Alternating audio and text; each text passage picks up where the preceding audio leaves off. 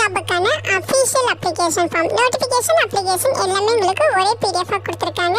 இந்த நோட்டிஃபிகேஷனில் 5வது பக்கத்தில் உங்களுக்கு இதோட அப்ளிகேஷன் ஃபார்ம் கொடுத்துருக்காங்க. ஓகேங்களா, இங்கே உங்களுடைய ரீசன்ட் பாஸ்போர்ட் சைஸ் ஃபோட்டோகிராஃப் வந்து ஒட்டணும், அதில் நீங்கள் சைன் பண்ணணும் அப்படின்னு சொல்லியிருக்காங்க.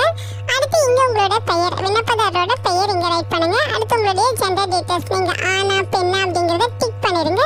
உங்களுடைய அப்பா அல்லது கணவரோட பெயர் இங்கே ஃபில் பண்ணிக்கலாம். அடுத்து உங்களுடைய வயது, உங்களுடைய பிறந்த தேதி, தேசிய இனம் வந்து இங்கே ஃபில் பண்ணிடுங்க. உங்களுடைய மதம், அதே மாதிரி உங்களுடைய கம்யூனிட்டி பற்றின டீட்டெயில்ஸ் இங்கே கொடுத்துருங்க. இனப்பிரிவு மற்றும் சாதி சான்றிதழ் டீட்டெயில்ஸ் வந்து இங்கே கொடுக்கணும். உங்களோட அட்ரஸ் டீட்டெயில்ஸ் வந்து பின்கோடோட, அதாவது மாவட்டத்தின் பெயர், அஞ்சல் குறியீட்டு எண், பின்கோடு அப்படின்னு சொல்லி எல்லாமே ஃபுல் அட்ரஸ் இங்கே ரைட் பண்ணிடுங்க. என்ன போஸ்ட்டுக்கு அப்ளை பண்ணுறீங்கிற போஸ்ட்டோட நேம், கல்வி தகுதி, டெக்னிக்கல் குவாலிஃபிகேஷன் பற்றின டீட்டெயில்ஸ் இருந்தால் அதோட ஃபுல் டீட்டெயில்ஸ் கொடுக்கலாம். அடுத்து உங்கள் மேலே ஏதாவது குற்றவியல் வழக்கு இருக்கா அப்படிங்கிற மாதிரி கேட்டிருக்காங்க. ஆம்னா ஆம், இல்லைன்னா இல்லைன்னு சொல்லுங்கள். ஆம்னு சொல்கிறீங்க அப்படின்னா அதுக்கேற்ற மாதிரி ரீசன்ஸ் வந்து நீங்கள் தரணும். அடுத்து உங்களுடைய ஃபோன் நம்பர் டீட்டெயில்ஸ் கொடுக்கணும். உங்களுடைய இமெயில் ஐடி இருந்தால் அதை வந்து நீங்கள் ஃபில் பண்ணலாம், இல்லைன்னா நீங்கள் ஹைஃபன் போட்டு விட்டுருங்க. வேலைவாய்ப்பு அலுவலகத்தில் நீங்கள் பதிவு பண்ண அந்த பதிவு எண், எம்ப்ளாய்மெண்ட் ஆஃபீஸில் ரெஜிஸ்ட்ரேஷன் பண்ணியிருப்பீங்க இல்லையா, அந்த ரெஜிஸ்ட்ரேஷன் நம்பர் அந்த இயர் வந்து இங்கே மென்ஷன் பண்ணணும். இதெல்லாம் முடிச்சுட்டு இங்கே உங்களோட சிக்னேச்சர் போட்டுருங்க.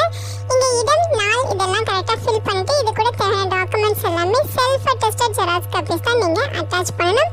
அப்ளிகேஷன் உங்களுக்கு தமிழ்லேயும் இருக்குது, இங்கிலீஷ்லேயும் இருக்குது. ஓகேங்களா, ஸோ நீங்கள் எந்த ஃபார்மேட் வேணாலும் யூஸ் பண்ணிக்கலாம். ஸோ அதை கரெக்டாக ஃபில் பண்ணிவிட்டு செல்ஃப் அட்டஸ்டட் ஜெராக்ஸ் காப்பீஸ் அப்படின்னா பார்த்தீங்கன்னா உங்களுடைய டாக்குமெண்ட்ஸ், எஜுகேஷனல், ஏஜ் குவாலிஃபிகேஷன் அப்படின்னு சொல்லி உங்களோட டாக்குமெண்ட்ஸ் எல்லாமே ஜெராக்ஸ் பண்ணிவிட்டு அந்த ஜெராக்ஸில் நீங்கள் உங்களோட ஓன் சைன் போட்டிருக்கணும். ஓகேங்களா, ஸோ அதுதான் பார்த்தீங்கன்னா செல்ஃப் அட்டஸ்டட் அப்படின்னு சொல்லுவோம். ஸோ அந்த டாக்குமெண்ட்ஸ் தான் நீங்கள் அப்ளிகேஷனோட சேர்த்து ரெஜிஸ்டர் போஸ்ட் மூலமாக மட்டுமே விண்ணப்பிக்கணும் அப்படின்னு சொல்லியிருக்காங்க. ஓகேங்களா, ஸோ அவங்கள அந்த ஃபோட்டோ மேலேயே நீங்கள் செல்ஃப் அட்டஸ்டட் பண்ணணும் அப்படிங்கிறத மென்ஷன் பண்ணியிருக்காங்க. ஸோ அப்ளிகேஷன் சென்ட் பண்ண வேண்டிய அட்ரஸ் பார்த்தீங்கன்னா ஆணையர், எழுது பொருள் மற்றும் அச்சுத்துறை, ஆணையரகம், 110 அண்ணா சாலை, சென்னை 2 இந்த அட்ரஸுக்கு தான் நீங்கள் அப்ளிகேஷன் சென்ட் பண்ணணும். ஓகேங்களா, அதுக்கு முன்னாடி நீங்கள் அப்ளிகேஷன் சென்ட் பண்ணுற அந்த கவர் மேலே வேலைவாய்ப்பு விண்ணப்பம் ஹைபன் இளநிலை புத்தகம் கட்டுனர் அப்படிங்கிறத மென்ஷன் பண்ணி அனுப்புங்க அப்படின்னு சொல்லியிருக்காங்க. லாஸ்ட் டேட் உங்களுக்கு ஆகஸ்ட் 29 ஈவினிங் 5:30 மணி வரைக்கும் அப்ளை பண்ண டைம் கொடுத்துருக்காங்க. ஓகேங்களா, இதுதான் அஃபிஷியல் நோட்டிஃபிகேஷன். இந்த நோட்டிஃபிகேஷன் பார்த்தீங்கன்னா தமிழ்நாடு கவர்மெண்ட் ரிலீஸ் பண்ணியிருக்காங்க. எழுது பொருள் மற்றும் அச்சுத்துறை ஆணையரகத்திலேருந்து நோட்டிஃபிகேஷன் கொடுத்துருக்காங்க. ஓகேங்களா, ஸோ இந்த நோட்டிஃபிகேஷன் ஸ்பெஷல் ரெக்ரூட்மெண்ட் ட்ரைவ் மூலமாக ரெக்ரூட் பண்ணுறதுக்காக கொடுத்துருக்காங்க. போஸ்ட் நேம் பார்த்தீங்கன்னா ஜூனியர் பைண்டர், அதாவது இளநிலை புத்தகம் கட்டுனர் அப்படின்னு சொல்லுவோம். ஸோ இங்கே தான் நோட்டிஃபிகேஷன் கொடுத்துருக்காங்க. ஸோ நம்ம தமிழ்நாட்டில் பிரிண்டிங் டிபார்ட்மெண்ட் நோட்டிஃபிகேஷன் ரிலீஸ் பண்ணியிருக்காங்க. முக்கியமாக ஆதி திராவிடர் அந்த கேட்டகரியில் வந்து ரெக்ரூட் பண்ணுவாங்க. ஆதி திராவிடர் மற்றும் பழங்குடியினருக்கான குறைவு பணியிடங்களை நிரப்புவதற்கான சிறப்பு ஆள் சேர்ப்பு முகாம் தான் இந்த ஸ்பெஷல் ரெக்ரூட்மெண்ட் டிரைவ். ஓகேங்களா, ஸோ இது மூலமாக தான் இப்போ ரெக்ரூட் பண்ண போகிறதா சொல்லியிருக்காங்க.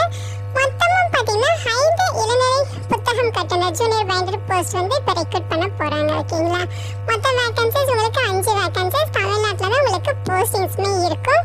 ஸோ இங்கே என்ன சொல்லியிருக்காங்கன்னு பார்த்தீங்கன்னா ஜாப் டீட்டெயில்ஸ் கொடுத்துருக்காங்க. பதவியின் பேர் பார்த்தீங்கன்னா இளநிலை புத்தகம் கட்டுனர், அதாவது ஜூனியர் பைண்டர்.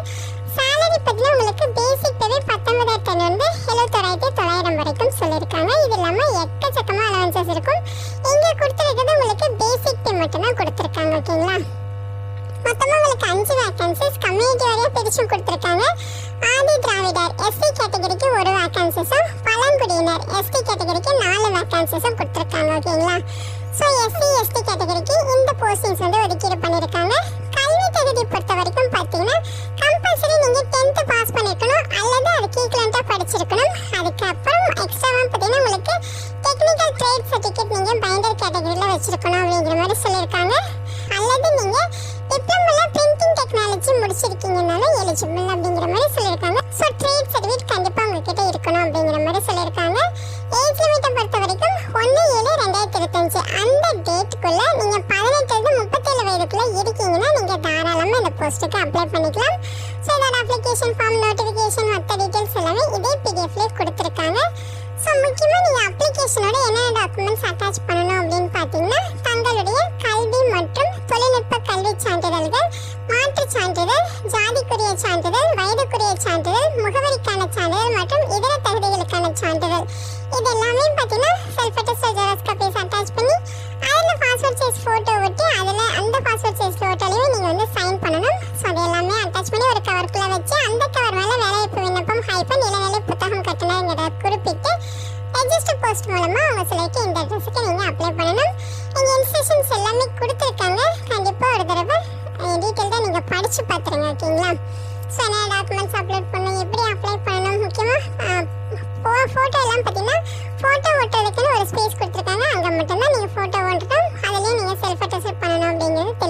கொடுத்துருக்காங்க. ஸோ இந்த போஸ்ட்டுக்கு ஆகஸ்ட் 29ஆம் தேதி ஈவினிங் 5:30 மணி வரைக்கும் ரெஜிஸ்டர் போஸ்ட் மூலமாக அப்ளை பண்ண அவங்க டைம் கொடுத்துருக்காங்க. அதுக்கப்புறம் நீங்கள் அப்ளிகேஷன் வந்து உங்களுக்கு ரீச் ஆகிற மாதிரி சென்ட் பண்ணீங்க அப்படின்னா அப்ளிகேஷன்ஸ் வந்து ரிஜெக்ட் பண்ணிடுவாங்க. ஓகேங்களா? ஸோ முக்கியமாக இந்த போஸ்ட்டுக்கு இன்டர்வியூ போகிறப்ப நீங்கள் சர்டிஃபிகேட் வெரிஃபிகேஷனும் வந்து அன்றைக்கே பண்ணிடுவாங்க. முக்கியமாக ஒரிஜினல் டாக்குமெண்ட்ஸ் எல்லாமே எடுத்துகிட்டு போகணும். அப்ளிகேஷனோட நீங்கள் எந்த வித ஒரிஜினல் டாக்குமெண்ட்ஸும் சென்ட் பண்ணக்கூடாது. ஓகேங்களா? ஸோ இன்டர்வியூ மூலமாக தான் ரெக்ரூட் பண்ண போகிறோம் அப்படிங்கிறத சொல்லியிருக்காங்க. ரிட்டன் எக்ஸாமினேஷன்ஸ் கிடையாது. ஸோ இன்டர்வியூ போகிறப்ப உங்களுக்கு டாக்குமெண்ட் வெரிஃபிகேஷனும் கம்ப்ளீட் பண்ணிடுவாங்க. முக்கியமாக அவங்க சொல்லியிருக்க இந்த ஆதார் கார்டு இந்த டீட்டெயில்ஸ் எல்லாமே நீங்கள் அப்ளிகேஷனோட சேர்த்து சென்ட் பண்ணணும். அதாவது அடையாளம் மற்றும் இருப்பிடச் சான்றுக்காக இந்த டீட்டெயில்ஸ் வந்து வைக்க சொல்லியிருக்காங்க.